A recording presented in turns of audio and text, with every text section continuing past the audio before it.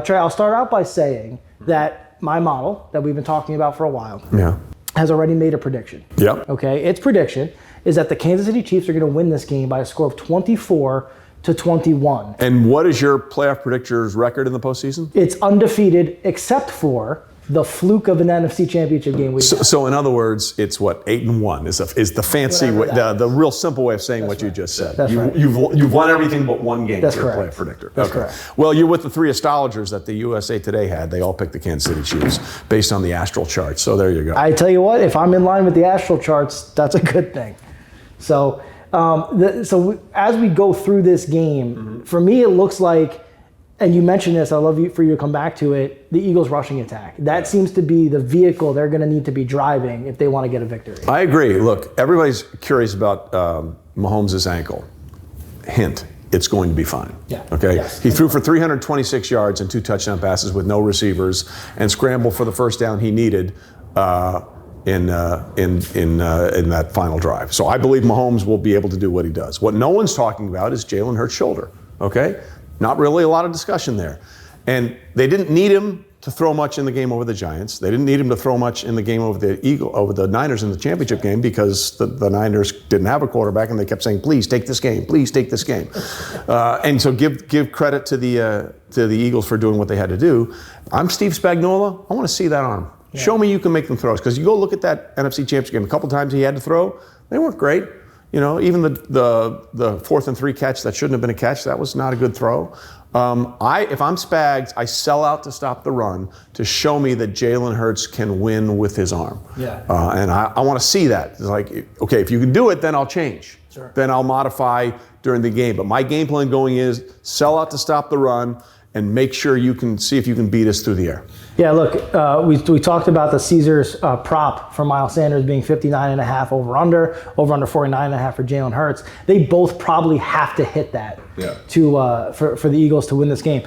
On the flip side, okay, the Kansas City Chiefs, they need to get everybody healthy. Yeah. Juju Smith-Schuster needs to play in this game. He needs to play well. Clyde Edwards-Helaire coming off. Mecole Hardman going on IR. Yeah. What about the Chiefs most concerns you about what they're going to be able to do on Sunday? You know, it really has nothing to do with the injuries because I think they're going to be fine. Everybody that is active has been a full participant in practice the last couple of days. And the Chiefs play it, just so you know, the Chiefs play the injury thing by the book. Like, when Travis Kelce had back spasms after that last practice, you know, they didn't have to say that, but they did. They play it by the book. I think the Chiefs are going to be healthy enough to that the injuries will not be a problem in this game. Yeah. To me, what's really weird, this game comes down to a couple of people.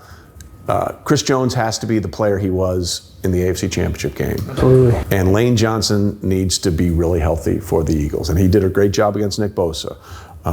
But Chris Jones needs to be a war daddy for the Chiefs to win the game. I think that's if you're looking for one play, forget Mahomes, all this other stuff. Chris Jones needs to be the disruptive force he was in Super Bowl 54. Mm-hmm. And he didn't get a sack, but he tipped 3 passes, was all over the place, pressures.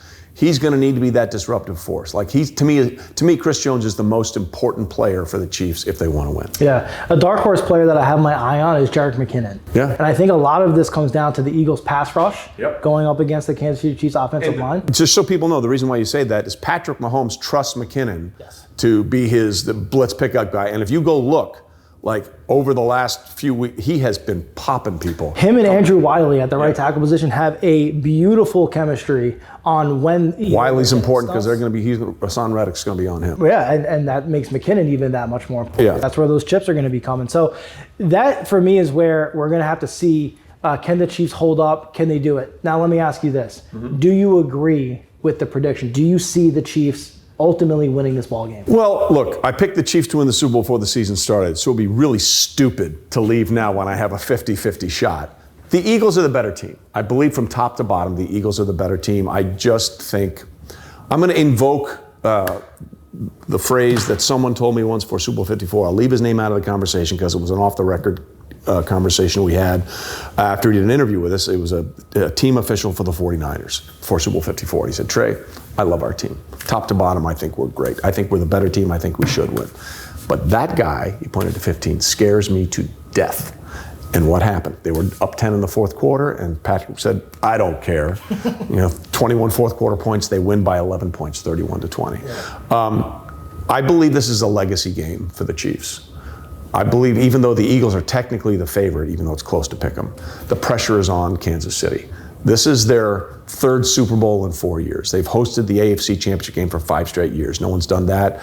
No one did it 4 years in a row before they did it. If they come away with this stretch with 1 Super Bowl win, most people will say that wasn't enough. Yeah. And I think the Chiefs would feel like that wasn't enough. This is a game for the Kansas City Chiefs to stamp their legacy as we are one of the all-time great teams in the NFL, like the Cowboys of the 90s, the Niners of the 80s, the Steelers of the 70s, the Patriots of the aughts and the 2010s. This is their chance to say, this is our era. Because of all those rookies they have on defense, they're very cap-friendly for the next few years with Karlaftis, Cook, McDuffie, Sky Moore, Watson, Williams, Pacheco as a 7th rounder. They got all those guys on rookie contracts for 4 or 5 years, which is going to give Brett Veach, who does an amazing job, flexibility to bring in another wide receiver in the offseason, and they're probably going to rework Mahomes' contract. This is the chance for the Chiefs to cement themselves as the team of the moment. And I think they take it on Sunday. Yeah, look, as I mentioned, I agree with that. And I think the Chiefs being kind of looked at as an underdog here is also going to fuel them.